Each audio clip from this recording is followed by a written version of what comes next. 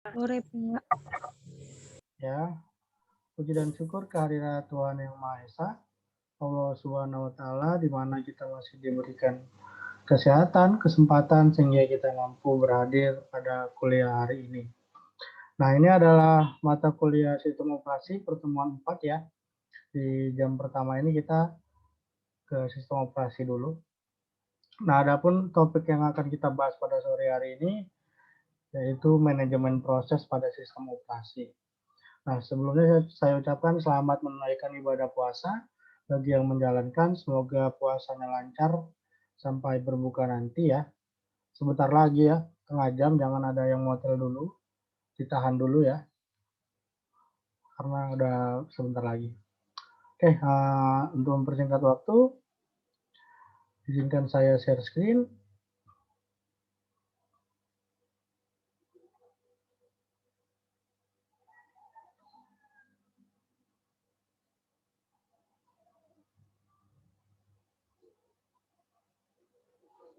Ya, kita akan membahas tentang manajemen proses. Nampak kan? Nampak, Pak. Oke, ada beberapa proses di sistem operasi ya. Nah, jadi sistem operasi ini ketika kita kuliahnya teori, kita masih harus berandai-andai ya. Kita harus mengaktifkan imajinasi kita karena kita membahas yang virtual sebenarnya. Nggak kelihatan. Tapi kita harus tahu prosesnya tuh gimana, kenapa bisa sampai karena ada sistem operasi, kita dapat berkomunikasi dengan komputer kita dan komputer kita berjalan dengan baik seperti yang diharapkan ya. Nah, itu adalah peran sistem operasi. Nah, untuk perkuliahan ini masih teori, jadi kita masih berandai-andai mengasumsikan bahwasannya proses itu di dalamnya seperti ini loh. Ya, jadi agak jangan ngantuk ya, karena ini ya teori semua. Jadi yang pertama itu ada konsep proses, yaitu suatu program yang sedang dalam keadaan dieksekusi. Nah, itu namanya proses. Nah, yang sedang dalam keadaan dieksekusi. Jadi banyak ya yang dieksekusi di komputer kita dan bahkan tanpa kita sadar ya. Prosesnya itu berjalan di latar belakang atau background kita. Kelihatannya kita hanya seperti ini, kita hanya membuka Zoom dan PowerPoint. Tapi kenyataannya sistem operasi itu membuka banyak kernel untuk bisa menjalankan komputer kita. Contohnya aja ya seperti jam yang bergerak, lalu antivirus dan lain sebagainya, itu adalah suatu proses tanpa kita sadari. Nah, ada juga namanya status proses, di mana pada saat program sedang dieksekusi akan terjadi perubahan. Nah, perubahan-perubahan itulah yang membuatkan dia menjadi ada statusnya. Apakah itu statusnya dijalankan atau running, apakah itu statusnya ready atau bersiap, atau statusnya itu waiting atau menunggu, atau bahkan statusnya itu interrupt atau interupsi ya. Dia diinterupsi oleh CPU karena terjadi galat atau kesalahan sehingga proses tersebut dihentikan. Nah, ini adalah gambaran ya dari sebuah proses. Ini adalah gambaran dari sebuah proses ya. Ini kita ibaratkan ini flowchart-nya. Nah, ini ada proses baru ya. Baik itu dari si user ataupun dari sistem operasi sendiri. Nah, ketika baru dimasukkan sebuah proses, maka sistem operasi yang harus memverifikasi atau harus diadmit, diakui dulu apakah program itu memang aman atau tidak, berasal dari sumber yang dipercaya atau tidak gitu. Jadi kalau misalnya program ini seperti malware yang sifatnya bisa merusak sistem operasi ataupun virus, maka dia akan diblok ya oleh antivirus yang ada pada sistem operasi kita atau Windows Defender. Nah, kalau diakui maka dia statusnya akan ready atau bersiap. Nah, ketika siap, ketika siap CPU sedang tidak dalam proses, maka akan di running atau berjalan ya. Tentunya setelah mendapat schedule dari sistem operasi. Nah, ketika berjalan, apakah berjalan seperti biasanya, berjalan dengan baik atau terjadi galat? Kalau terjadi galat ataupun crash ataupun ada sesuatu yang tidak baik ataupun terjadi kegagalan sistem, maka akan diinterupsi prosesnya. Ketika diinterupsi, dia akan kembali lagi statusnya menjadi ready ya, atau dinormalisasi kembali. Nah, ketika ready kembali, lalu dijalankan atau berjalan. Nah, setelah itu apakah proses itu langsung selesai? Kalau selesai, maka sistem operasi akan membuat jalur terminasi atau menghentikan proses tersebut. Ya. Nah, ketika suatu proses tersebut harus menunggu lagi untuk proses selanjutnya, maka dia akan statusnya waiting atau menunggu. Misalnya kita membuka Microsoft Word, tapi setelah kita buka, kita biarin aja gitu. Nggak kita buat apa-apa. Nah, itu prosesnya pasti menunggu input ataupun output dari kita. Ya, menunggu kita mengetikkan sesuatu, atau menunggu kita menginsert gambar atau lain sebagainya. Nah, itu tadi ya.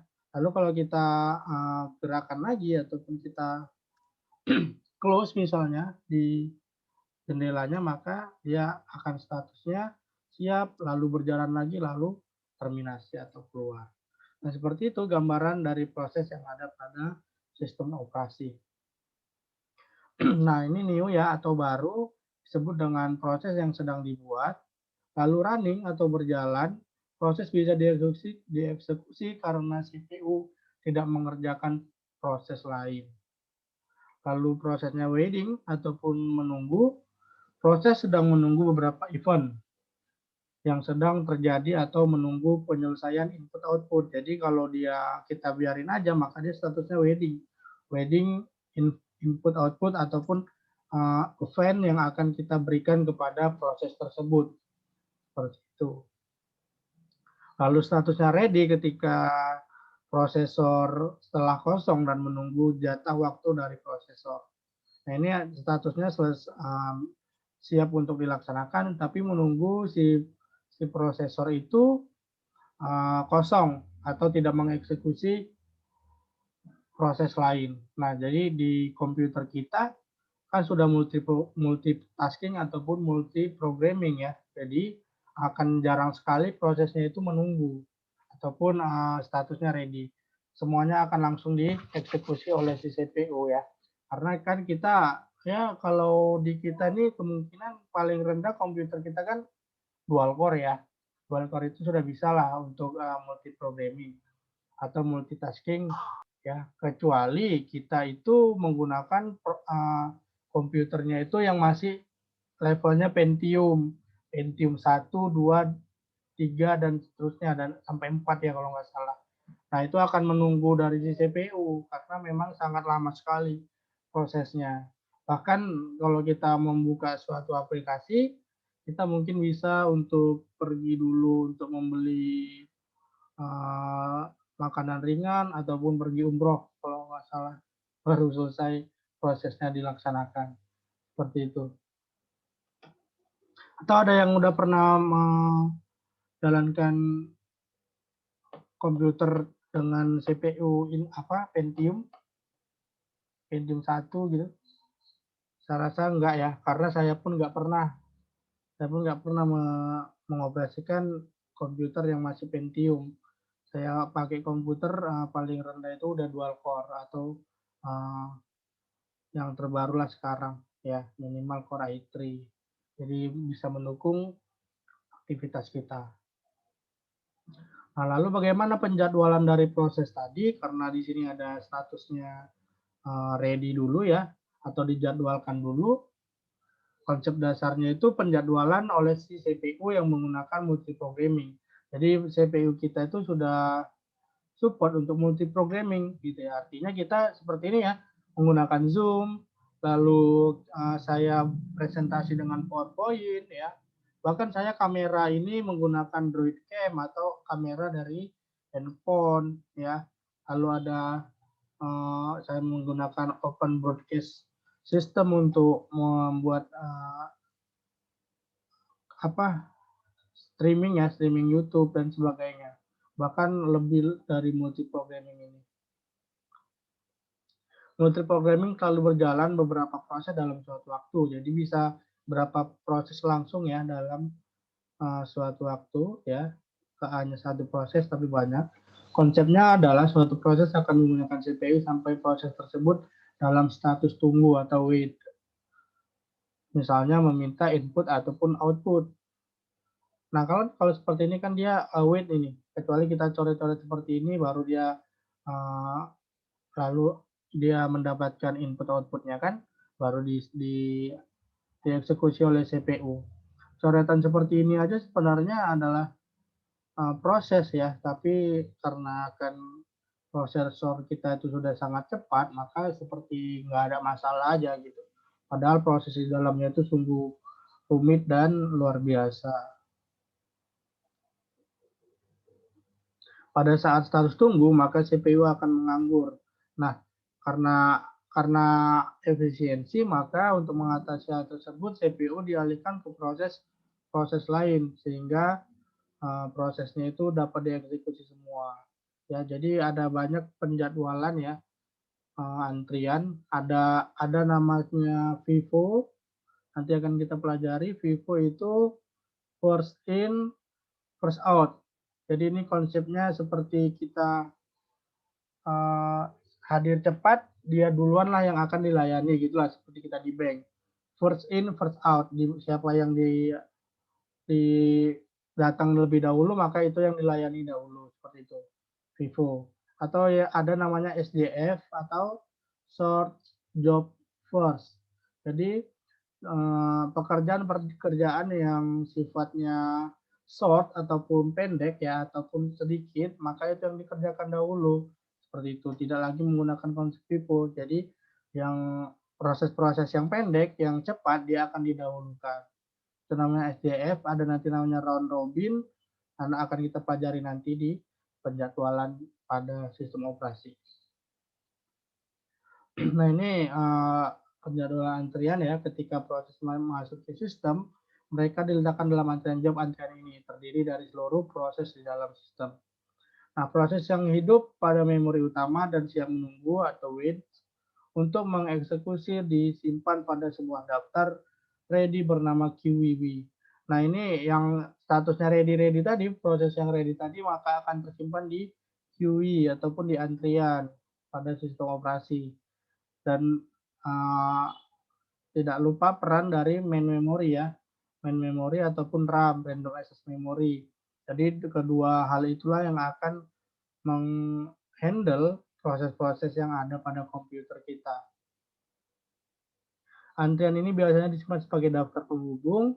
Sebuah header QI berisikan penunjuk kepada PCB-PCB awal dan akhir. Nah, harus dikasihkan header ya, seperti kita sebuah table harus ada headernya ataupun fieldnya. Misalnya proses ini atributnya apa, alamatnya di mana harus jelas. Itu juga yang menjadi fungsi dari si QW tadi.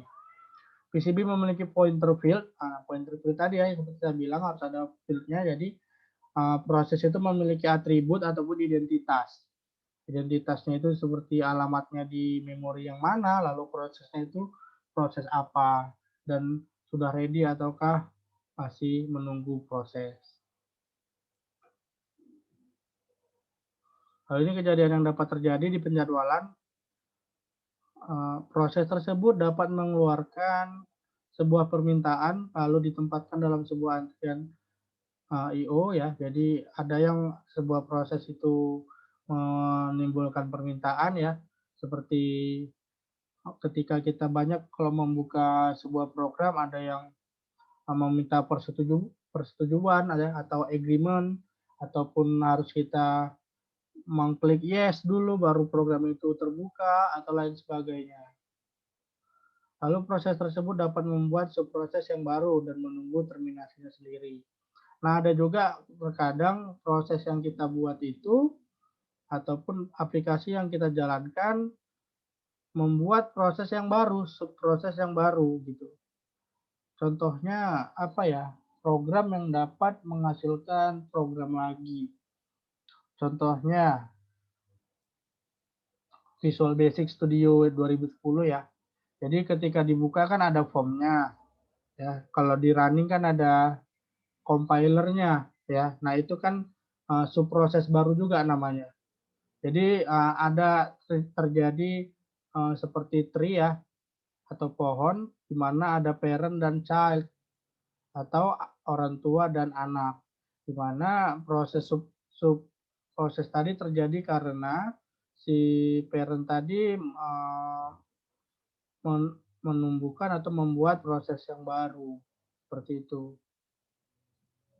Proses tersebut dapat digantikan secara paksa dari CPU sebagai hasil dari suatu instruksi dan diletakkan kembali dalam ready QED. Nah, kalau ternyata proses tersebut dijalankan tapi tidak mempunyai tempat di CPU, maka CPU akan menginterupsi dan mengembalikannya ke dalam ready QED ataupun di proses antrian. Nah, ini proses-proses pada operasi pada sistem proses yang ada pada sistem operasi. Proses dalam sistem dapat dieksekusi secara bersama-sama dan dihapus secara dinamis. Maka sistem operasi harus menyediakan suatu mekanisme untuk pembuatan proses dan terminasi proses.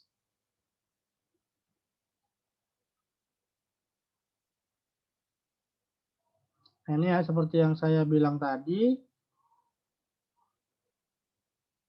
suatu proses dapat membuat proses baru ya ataupun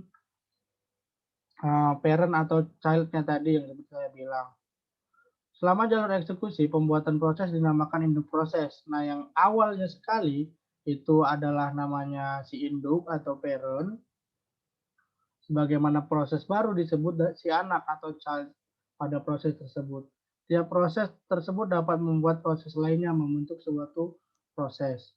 Ketika suatu proses membuat proses baru, dua kemungkinan yang ada dalam term eksekusi. Yang pertama, induknya terus-menerus mengeksekusi secara bersama-sama dengan anaknya.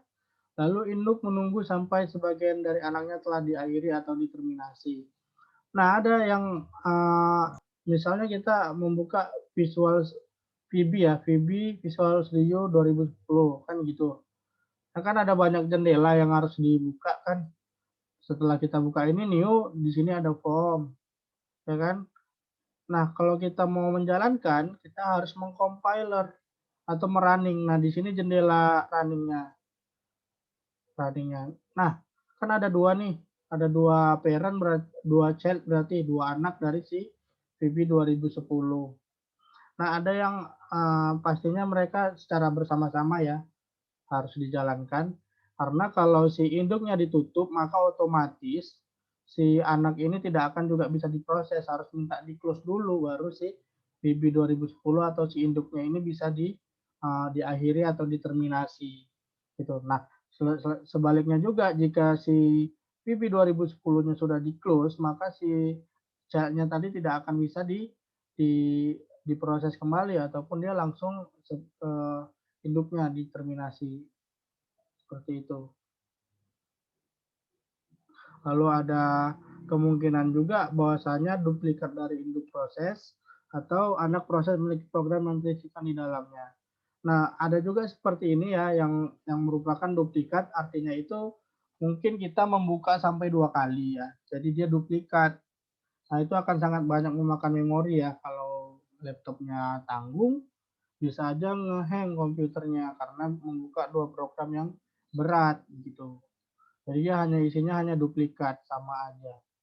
Maka harusnya di-close-kan proses yang lama.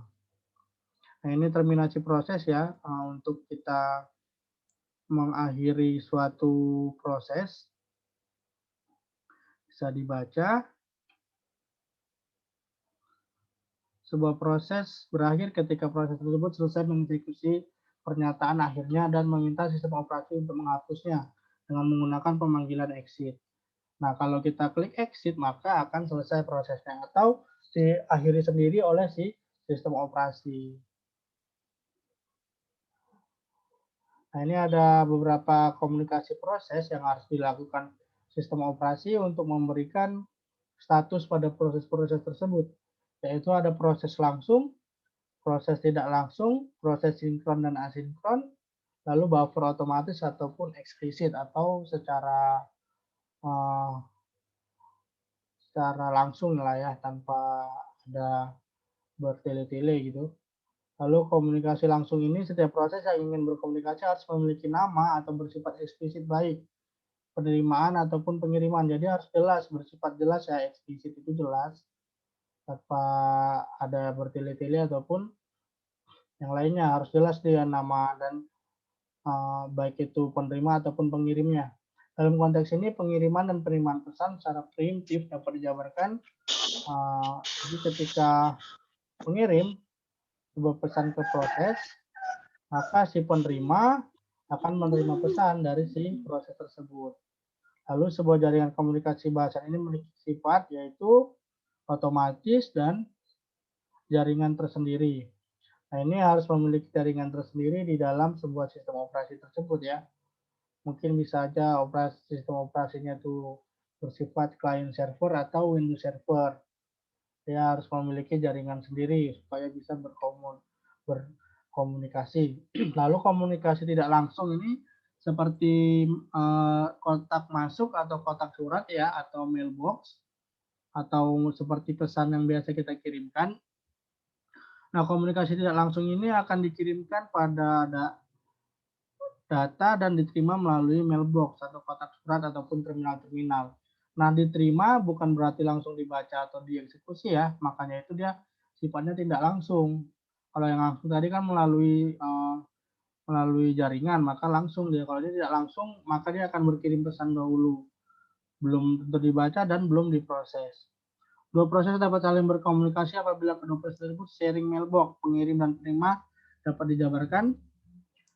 Si A mengirim ke mailbox ya, lalu diterima dan menerima pesan mailbox dari si A. Dalam masalah ini mempunyai sifat sebagai berikut. Sebuah link dibangun di antara sepasang proses di mana kedua proses tersebut membagi mailbox. Sebuah link mungkin dapat berasosiasi dengan lebih dari dua proses. Di antara setiap pasang proses komunikasi mungkin terdapat link yang berbeda-beda, di mana setiap link berhubungan pada satu mailbox. Jadi harus keduanya itu statusnya online agar bisa mereka berkomunikasi. Ya, kalau tidak membuka mailboxnya maka tidak dapat menerima pesan dari si proses tersebut. Itu. Lalu yang ketiga ada sinkronisasi dan asinkronisasi tadi ya. Jadi komunikasi antar proses membutuhkan flash by calls untuk mengirim dan menerima data preemptif. Terdapat rancangan yang berbeda-beda. Nah, ini pengiriman pesan dapat diblok atau tidak dapat diblok. Nah, juga dikenal dengan nama sinkron atau asinkron. Jadi kalau yang bisa diblok itu sinkron, dan kalau yang tidak dapat diblok itu asinkron namanya. Nah, yang terakhir ada buffering. Nah, kita sering melihat ini di ketika kita mungkin streaming ya di YouTube. Jadi kalau sinyalnya nggak bagus, buffering gitu ya. Jadi kita sedikit salah mengartikan buffering ini. Padahal buffering itu artinya itu terjadi transaksi data ya. Transaksi data itu namanya buffering. Nah, kalau seperti ini sekalian mendengarkan saya atau kalian sama seperti streaming mendengarkan YouTube tanpa jeda itu namanya juga buffering gitu. Tapi karena ada sinyal yang nggak bagus, maka bufferingnya itu tertunda gitu. Makanya dia buffering, sedang berusaha mengirimkan pesan gitu. Kalau seperti ini buffering juga, tapi tidak ada keterangannya dia karena berjalan seperti yang diharapkan.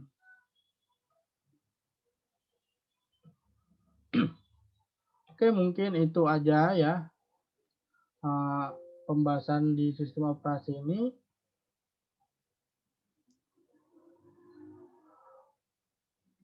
seperti yang saya bilang tadi ya, di sistem operasi kita lebih banyak untuk berasumsi ataupun berangan atau membayangkan bagaimana cara kerja dari sistem operasi tersebut. Nah, kemungkinan akan menarik kalau pembahasan ini kita langsung teori gitu.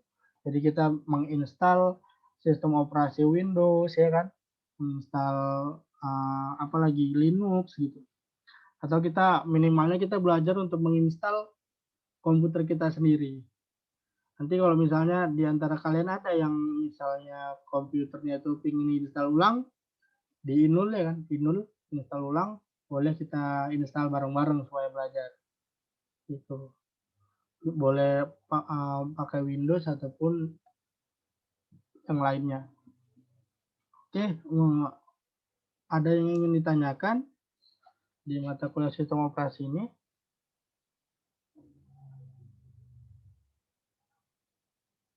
Nggak ada ya. Berhubung si Putri kelihatannya pengen beli takjil, ya, takjil berbuka, makanya kayaknya pengen cepet lah Pak, gitu. Udahlah, gitu.